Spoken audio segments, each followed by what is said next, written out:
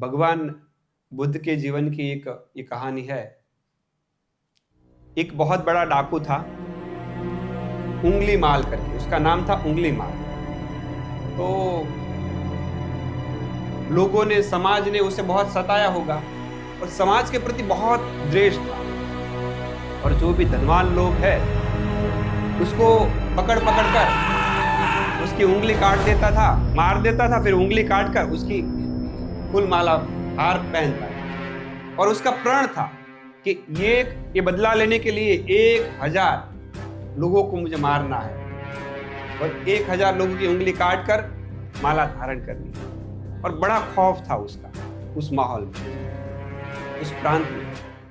तो भगवान बुद्ध को इस बात का पता चला। उन्होंने तय किया कि मैं उस रास्ते से जाऊंगा जहां पर ये रहता है। तो दूसरे लोगों ने रोकना चाहा, पर भगवान बुद्ध फिर भी गए। उन्होंने चलना शुरू किया, जंगल आया और वो जहां था वहां वो इलाका आया। उसकी झोपड़ी के पास से वो निकले। वो धार बना रहा था, फरसे की धार बना रहा था। उन्होंने इंसान को देख लिया, पर आज भगवे वस्त्र में थे। उन्होंने कहा, ठहर, रुक जा। भगवान बुद्ध ने कहा, मैं तो ठहरा हुआ ही हूं, रुका हुआ ही हूं, चल तो तू रहा है।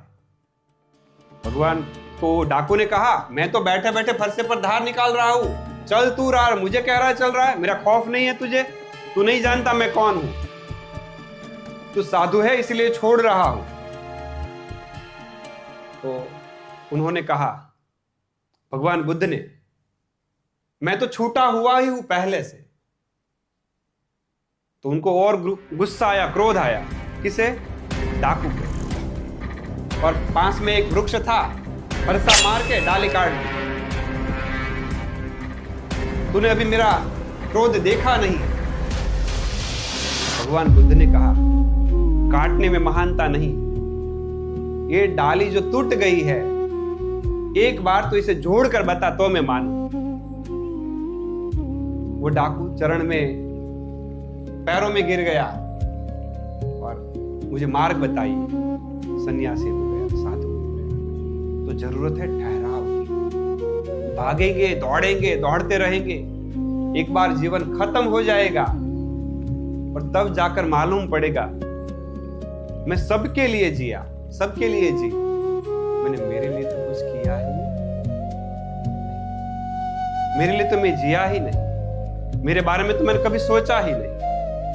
तो ध्यान यही समय है खुद के लिए जीने का, खुद के बारे में जीने का, खुद के बारे में सोचने का, खुद को जानने का। यह मार्ग है ध्यान।